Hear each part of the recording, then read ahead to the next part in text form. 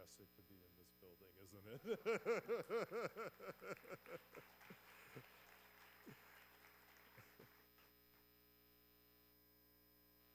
We had been dreaming, I think, for about a year and a half about having a commemorative event recognizing the Reconstruction era amendments to the Constitution, and it has happened.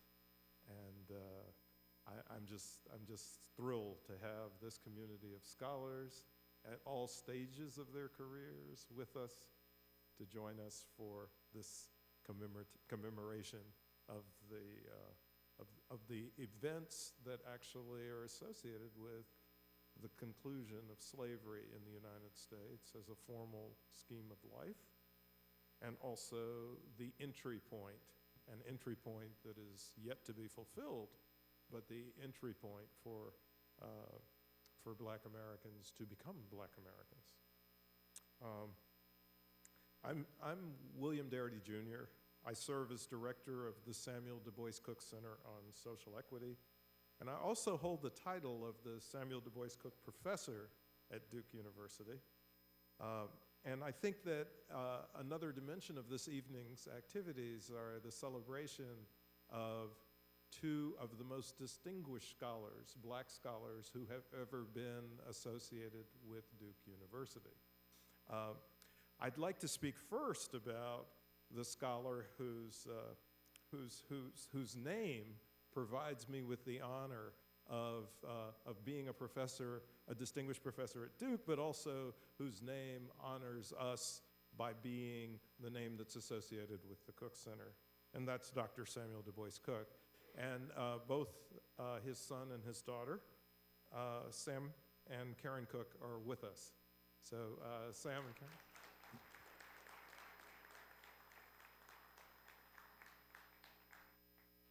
And in my own personal life, even though this is the first opportunity that I've had to see the museum, there's an intimate connection to the museum. Because my partner, Kirsten Mullen, was a member of the design team that won the competition, Phil Freelon's architectural team, that won the competition to actually design this phenomenal facility. I also would like to thank, and please indulge me, but I would like to thank an array of folks without whom this event could not have occurred. And I especially want to thank the array of folks who are associated with the Samuel DuBois Cook Center on Social Equity. My colleagues, my staff members, who are just an incredible group of folks, and without whom I think my days on a daily basis at Duke would not be as interesting or as much fun as they actually are. So first I'd like to say thank you to Gwen Wright once again.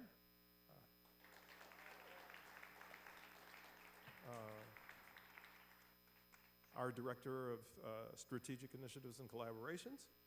And also to Addison Malone, who has been the person who has been central to coordinating these events. And Joanne O'Neill, our financial analyst. I'd also like to recognize our three associate directors, Robert Korstadt, Derek Hamilton, and Keisha Bentley Edwards.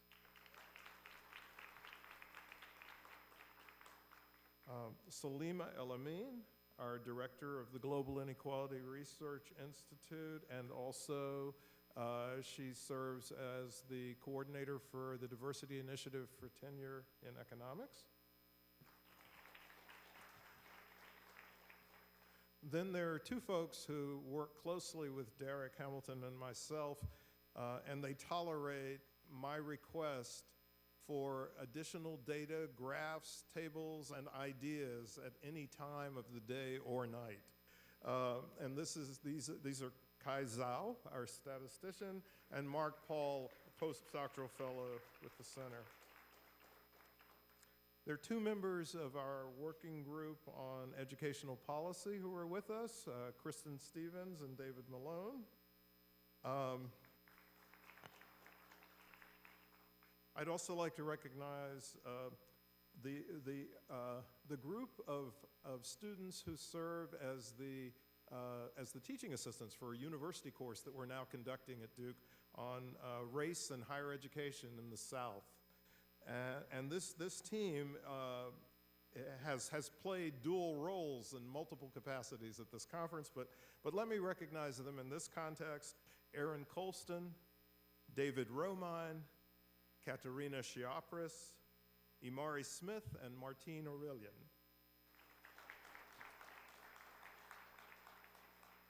I'd also like to mention Ajane Clemens, a graduate student in the Sanford School of Public Policy, and Billy Gist, a sophomore undergraduate at Duke, both of whom participated on panels that we've had during the course of the conference, as did David Romine. And then I must mention Christina Oshotze, Erica Phillips, and Javis Macias, three of our students in the Geary program who presented posters here.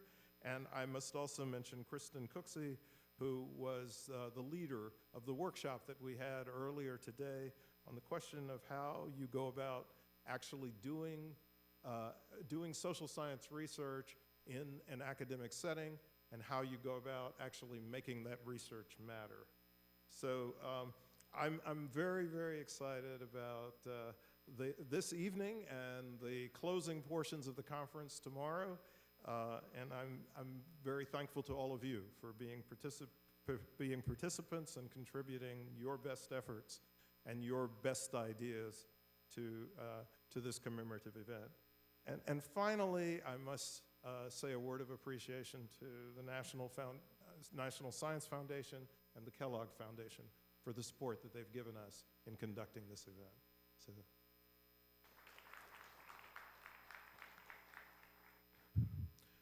So I would next like to invite John Gartrell to the stage. He is the archivist who is the director of the John Hope Franklin Research Center. He is probably the person who, in addition to John Hope Franklin's own son, is most knowledgeable about all of the materials, the scholarly materials that John Hope Franklin gathered over the course of a lifetime. He is a remarkably wise and careful archivist, and he has a true commitment to the importance of the maintenance of materials that are connected closely to African American history and culture. So John Gartrell, director of the John Hope Franklin Research Center, please join me out here.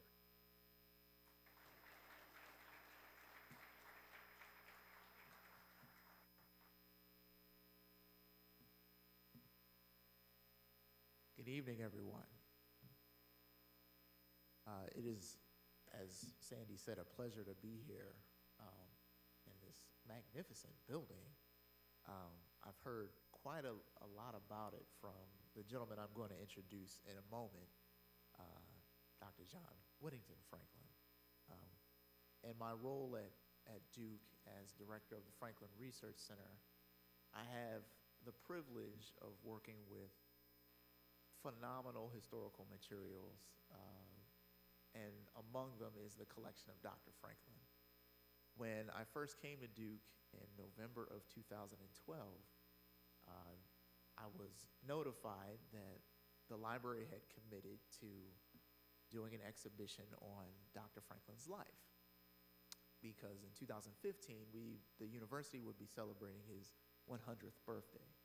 And I've done a few exhibits before arriving, and I said, okay, well, great. Well, how big is the collection?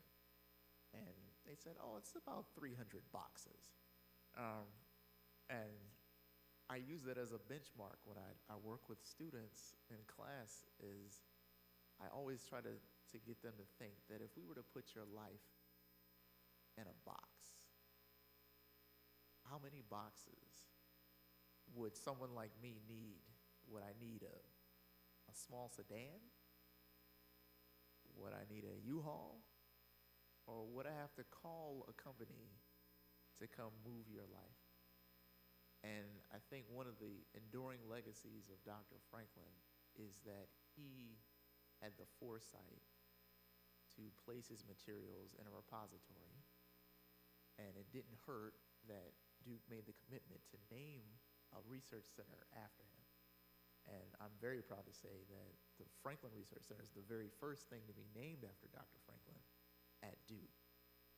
And so for about a year, I worked my way through those 300 boxes. I'm not going to say that I looked at all of them, but I looked at many of them. And I am humbled that Sandy would think that I'm one of the people that knows the most about Dr. Franklin. But one of the things that I discovered while going through those boxes, and I'm constantly reminded of, is that Dr. Franklin belongs to all of us. And every time I run into someone and just mention, his name, I get at least 15-minute conversation. Oh, and these aren't scholars. These are just, people on the street. I saw him in Kroger. He gave me 10 minutes of his time. He was so gracious. I was at a conference and I just wanted him to sign my book, and we chatted for 10 minutes because he knew my grandmother in New England. That's just the kind of person he was, and it's exemplified in his archive. And so in 2015, the Rubenstein Library at Duke mounted an exhibition celebrating Dr. Franklin's life, and we've subsequently created a traveling exhibition, which is actually on display now at Brooklyn College, where Dr. Franklin broke a significant barrier, becoming the first chair of a university department at a predominantly white institution of higher learning. And so we're very proud to continue to grant life to the legacy of Dr. Franklin. And I think that I am rewarded basically every day that I can just walk up a flight of steps and open a box and read about the web of interconnectivity of Black intellectual history that's within his papers. And so I will bring the real person who knows the most about Dr. Franklin to the stage, our speaker for this evening, Dr. John W. Franklin, who is the senior manager in the Office of External Affairs here at the Smithsonian Museum. And he's been with the Smithsonian, it'll be 30 years in May. And without further ado, Dr. John W. Franklin.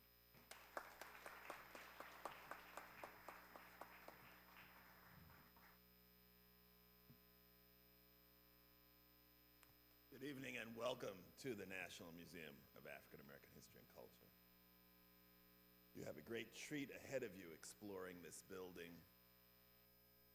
You must remember that there are 5 floors below and 5 floors above, so you have lots to explore over the course of the evening. I want to share with you a few stories of the links between both my father and the Smithsonian and my father and Duke. He first came to Washington, as far as I can determine, in the 1930s to do his research while a graduate student at Harvard on the Free Negro in North Carolina. And I remember he ran into C. Van Woodard here, and they were to get together for lunch on a Saturday. And my father said, well, there's no place that I can eat in Washington, D.C. on a Saturday because the Supreme Court is closed and the Methodist building is closed, and those are the only places near the Library of Congress where I'm permitted to eat. He came to Durham. You may know my mother was from Goldsboro. Came to Durham in the 1940s, in 1940, to teach at St. Augustine and then at Central. And he ran into a white professor, I believe it's at the Duke Library, who came up to him and said, I understand, Franklin, you're opposed to segregation. My father said, oh, most definitely opposed to segregation. And the professor said, well, if the colored schools close, you'll be out of a job. And my father said, well, quite to the contrary. If segregation ends, your job will be up for grabs, and I'm going to go after it. that becomes germane much later in his career, as you can imagine. So in 1947, he moves to Howard. From Slavery to Freedom comes out the year he arrives, the fall he arrived. And in 1956, he moved to Brooklyn College. And as John mentioned, it was a historic moment. It was the front page of the New York Times that a black professor would be teaching and chairing a department at a historically white institution. And then we lived in England for a year, and while we were in England, Dan Boorstin came and encouraged my father, recruited my father to come to the University of Chicago. So he was at Chicago from 64 to 80. In 1969, right after King is assassinated, he meets S. Dillon Ripley, the then secretary of the Smithsonian. And Ripley is an ornithologist. And after the King assassination, Ripley makes an outreach to the black community by creating the Anacostia Museum in southeast Washington across the river. And he hires John Kennard, an associate pastor at the AME Zion Wesley Church on 14th Street, to be its director. And so it's John, my late colleague, who tells this story. He said that Ripley asked Dad to look at the Museum of American History, which opened in 1964. And when Dad came into the meeting, I guess it was in the castle, Ripley was fiddling with his birds, stuffed birds. And he said, well, Franklin, what do you think of the Museum of American History? My father said, you need to empty it and start all over again. Because, of course, at that time in 1964, 65, it only told the story of powerful white men. Women were not in the collection. People of color were not in the collection. Various social classes were not even under consideration as the subject of museum exhibition. So when I come here in 87, these are the stories that I hear about Dad and the Smithsonian. Meanwhile, I leave Stanford and move to Senegal. My specialty is French-speaking Africa, the Caribbean. My department told me that the study of Africa was over. And so I said, let me move somewhere where we'll never be out of fashion. And I moved to Dakar. And I lived in Dakar for 8 years. And that's where the Smithsonian found me, in Bernice Johnson Regan, historian, you know, as the founder of Sweet Honey in the Rock. And Bernice needed an interpreter. And the embassy told me they thought she wanted to go shopping. They didn't have time to focus on her. So I said, I'm free until I teach. I taught for the Ministry of Higher Education. I taught English, starting at 5 o'clock. I lived on the island of Gorée. So I came in at 2:30, met Bernice. And she said, I have a meeting with the Minister of Culture in a few minutes, and I will explain my mission to you in the taxi, and I need you to interpret for a high-level meeting. Now, being fluent in a language is not necessarily prepare you to be an interpreter. Share this with the interpreter earlier today. So at the end of the day, she thanked me and paid me. 22, you get paid. That's very exciting. And she said, you speak French and black culture. I need you. So I worked for Bernice as her man in West Africa for the next 2 years, going to Benin with her, to Nigeria, to Zaire, to then Zaire, as well as to Senegal. And I came here and escorted the black French-speaking delegations from Haiti and Senegal on the Mall and around the nation. And I found a new profession, being a museum professional and working with large audiences to help explain the links between Africa and the Americas.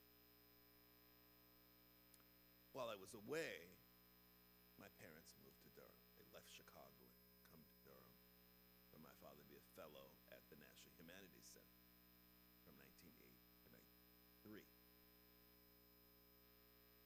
So when I returned to go to graduate school at SAIS here in D.C., it's my opportunity to see my father when he comes to town for the Joint Center for Political and Economic Studies and other reasons he comes to D.C. And I start working for the Smithsonian in 87 in the Office of Interdisciplinary Studies. I'm based in the castle. And the first big project I work on is with the the Joint Center for Political and Economic Study, commemorating the bicentennial of the U.S. Constitution, creating a several-day symposium called Afro-Americans and the Evolution of a Living Constitution.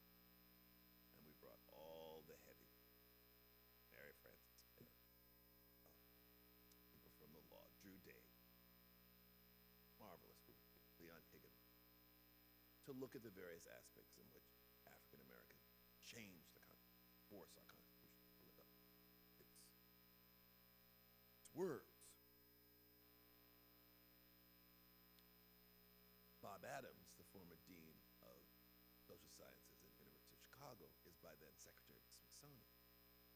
And he's on the board of the Joint Center, and that's how the Joint Center and the Smithsonian create this symposium looking at the role of African Americans. And with Jenna Ray McNeil, they edit the book of papers proceeding for the Smithsonian Press. I leave the Office of Interdisciplinary Study when it's abolished and move to Folklife, where I already have experience of working with the African Diaspora Program. And I curate programs on the Bahamas, on Cape Verdean culture, on Washington, D.C. for its bicentennial, and on Mali. And my father and my wife, Karen, come to all the opening programs. And my father has been to all of the places in the world that he dreamed of going to. He's been to Samarkand. He's been to Istanbul. He's been to Zanzibar, all the places he learned about fifth grade geography class. But he hasn't been to Timbuktu. And I said, well, I work there. That's a cinch. So Karen brings Dad from DC to Paris, Paris to Bamako. And I get to take him to Timbuktu, see the manuscripts, see the university. He's just... And we meet the president of Mali at the time, Amadou Touré, and we're his guests. And so when he comes to the to the Smithsonian to open the festival, I've also arranged for manuscripts from Timbuktu to be in an exhibition at the Library of Congress. And my colleagues at the Library of Congress have never seen West African men. They have Middle Eastern men. They've never seen 14th, 15th, 16th century Africa. And so Dad's working on his autobiography and is there at the library with the president to open that exhibition. And then they're both at the festival next day, open the Mali Festival. And it was really an incredible event. We had 400 Malian artists. We had the artist who built the gate in Djenné, built a replica of the gate in Djenné facing the capital. We had Tuaregs build a home, the Dogon built a men's meeting house. We had 5 Malian trucks. So by this time, at Duke, the Research Center has been opened. The John Hope Franklin Center has been created. The John Hope Franklin Humanities Institute within it has not yet outgrown the building, but it'll soon outgrow the building and move.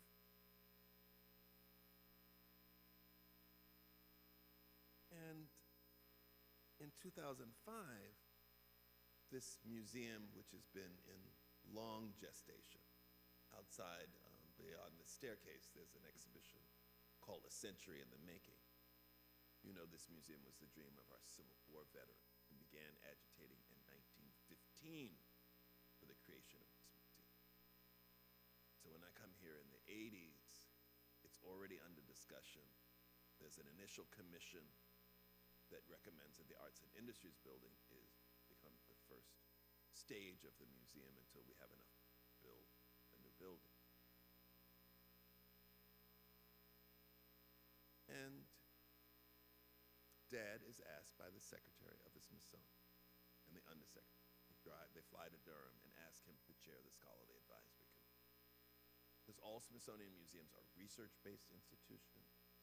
And this museum, like the others, had to assure that what we present to you, the public, is based on the most recent scholarship and that we can stand by what we present.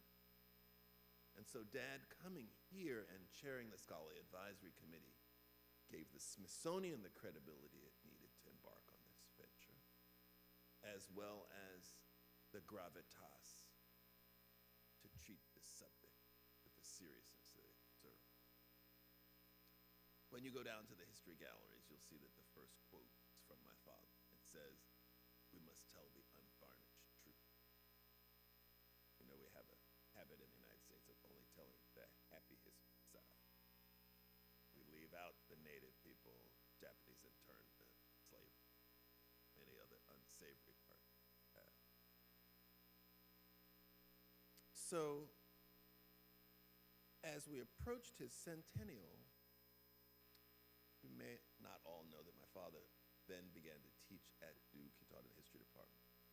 And then Walter Dellinger asked him to join Bill Luchtenberg in teaching a constitutional history class. My father had worked with Thurgood Marshall on the research leading up to the Brown decision. And at the centennial, David Levy had a panel at the law school with Walter Dellinger and Bill Luchtenberg talking about the experience of teaching with my father for 7 years. And Walter said that, why did he invite 2 professors as guest professors who could make the law students cry? So they had a marvelous experience teaching together, and they actually also testified against Bork together. So we realized when my father passed in 2009 that his centennial and my mother's centennial was coming up. And we began planning with North Carolina Central, with the public library, to do a series of programs that lasted the entire year of 2015. Don created the exhibition in the library, and then at the traveling version, it's gone to Tulsa, it's gone to St. Aug, it's now at Brooklyn, and it's available to travel the nation. It's been very exciting seeing this project from concept to eventually a hole in the ground. And this part of the building is so large. It's a 5.5-acre site, 90 that it 2 years before people could see anything above ground. And so when people saw the above ground part being constructed as they drove, 14th Street is your main artery driving to and from Virginia. Hundreds of thousands of people watched this construction project. And so when I finally got to come in the building last June, my first thought was that it was too small. Did we really build this large enough to accommodate the crowd? And when you see several thousand people in the building, you realize it actually can absorb a huge number. We have daily visitors of 6,000 to 8,000. We reached our 1,000th visitor 3 weeks ago. And you know, this is the hottest ticket in town. People say it's kind of like trying to get into Hamilton. So we opened in September 24th, and we had a month-long series of openings and galas honoring both donors of artifacts. More than half of our artifacts given by individuals. And then people have been incredibly generous, families giving $100, $1,000 to our $10 and $20 million donors. Now, one of the Scholarly Advisory Committee meetings had said we need to figure out a way to honor John Hope, and thought of many different ways. And then that opening week, I walked down the concourse, just where you are here, and I looked up, and opposite this staircase, opposite this theater, says the Contemplative Court in honor of John Hope. So after you go downstairs to the galleries and start in Africa in 1400 and work your way up through slavery, segregation, fighting the Klan, come up to the present. When you come up out of that last ramp under the Tuskegee Airmen training plane, turn to your right and go behind that black marble wall and see the Contemplative Court in honor of Dad. He's also on the 3rd floor above us in the Power of Place exhibition. I hear you had a discussion of Tulsa yesterday. And Paul Gardulo and I have worked for the last 7 years to collect the oral histories, the artifacts, and the stories to talk about the massacre of 1921, how the community was built and how it rebuilt after 1921 as a story of American resilience. And my grandfather's in that space. He was an attorney and survived the massacre, or pogrom as we should really closely call it now. And on the 4th floor, if you get to it today, there's a wonderful circular 360-degree film. And there's Grandpop in the section, stop. Because when he was a student in Nashville, he couldn't go to the University of Oklahoma. When he was a student in Nashville at Roger Williams in 1899, he went to 2 British photographers, the Calvert brothers, to have his portrait made. And he went back in 1901 to have his portrait. And so you get a chance to see him on the 3rd floor and on the 4th. Welcome to our building. Have a lovely day. Thank you.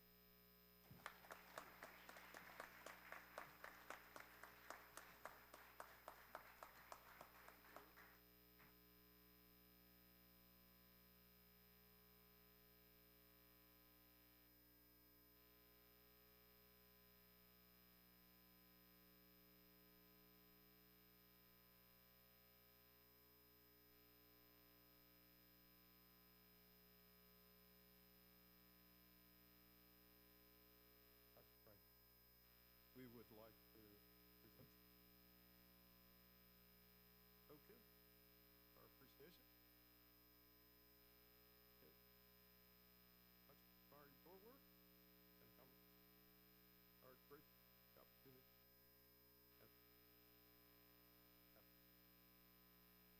Emancipation Project.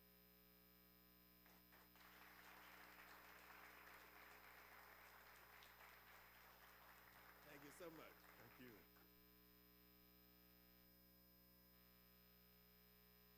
Thank you all. I think we can move to the next phase of the evening, which is libations and cuisine.